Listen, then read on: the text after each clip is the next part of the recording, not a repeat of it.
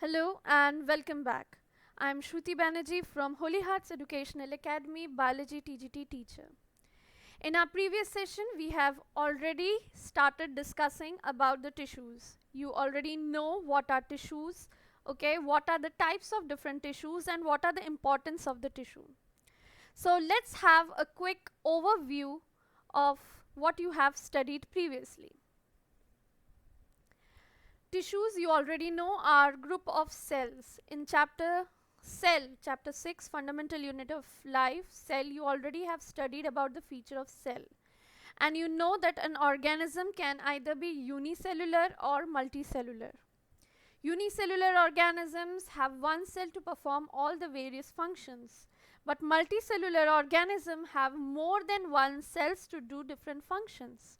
So tissues is the property of multicellular organism where we see that there are group of cells.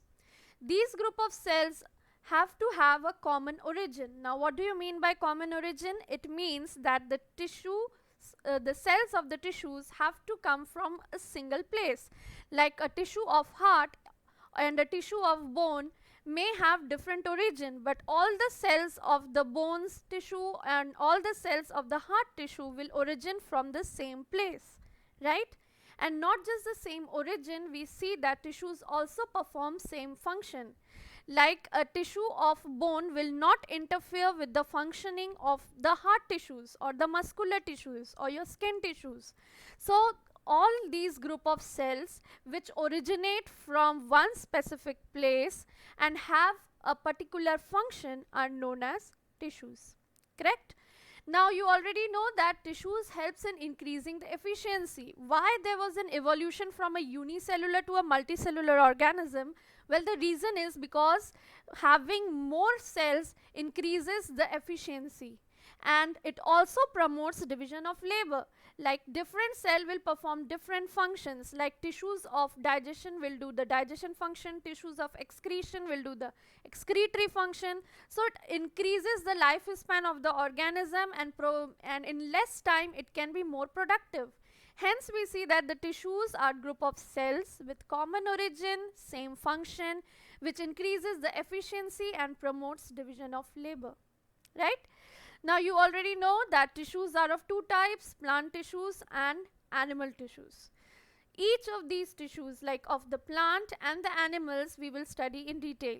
And today we will specifically focus on plant tissues. So what are plant tissues? The tissues which are found in plants. So, and what does this tissue in the plant will do? Now what are the functions a plant needs to do? A plant needs to perform the photosynthesis.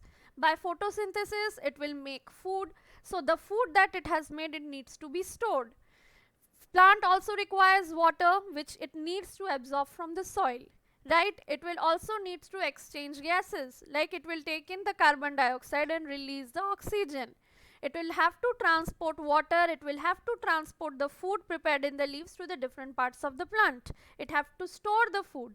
So all the tissues which helps in the proper functioning of the plant, helps in its day-to-day activities, functions, these tissues are known as plant tissues. Plant tissues can broadly be categorized into two major groups. Pay specific attention to this. Plant tissues are of two types, meristematic tissue and permanent tissue. What are meristematic tissues? Well, meristematic tissues are the tissues which can divide. These are the only tissues in the plants which can divide continuously lifelong. Whereas permanent, the name itself is telling you that now it has stopped. Okay, it has become permanent. So permanent tissues are the tissues which have stopped dividing. Now they have matured and they do not have the ability to divide. So plant tissues, depending upon their division power, cell division power, are of two types, meristematic tissue and permanent tissue. This meristematic further have three types, apical, lateral and intercalary, whereas permanent tissues are of two types, simple permanent and complex permanent. Permanent tissues we will study in detail in our next video. For today, we are going to pay specific attention to the meristematic tissues, that is the tissues of the plant which have the ability to divide. Meristematic, the meristem terms come from Greek word which is meristos. Now what does meristos means? Meristos simply means division. So the tissues which continuously is dividing are known as meristematic tissues. There are different types, ways to actually categorize meristematic tissues, like on the basis of their origin, on the basis of the location.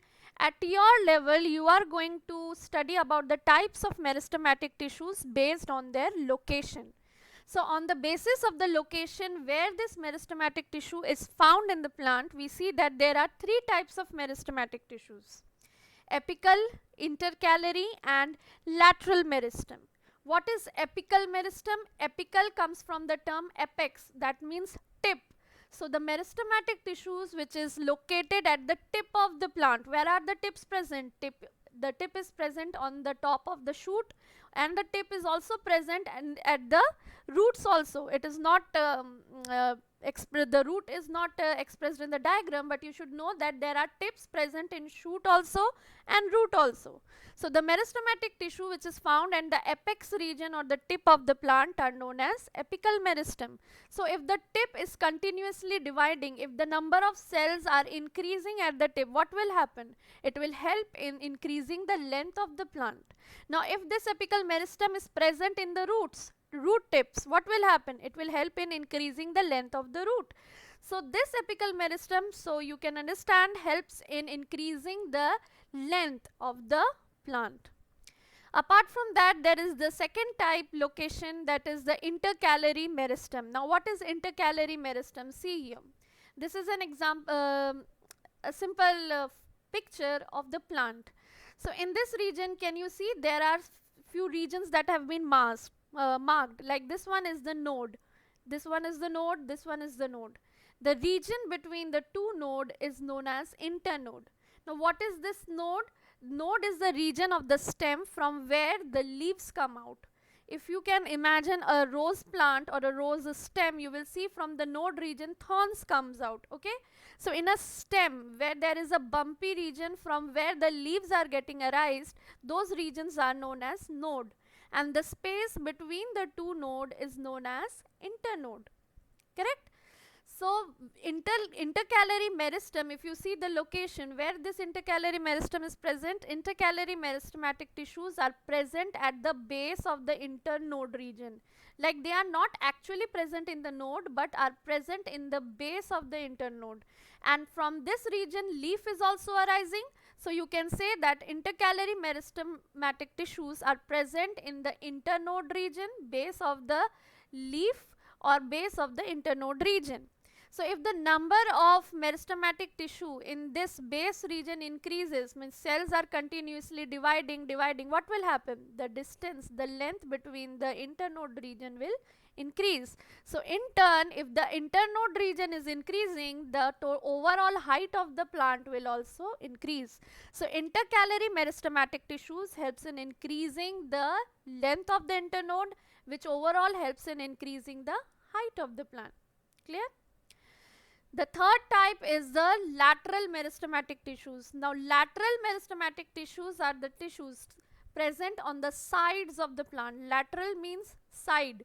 So tissues which are present on the sides of the stem region are known as lateral meristematic tissues.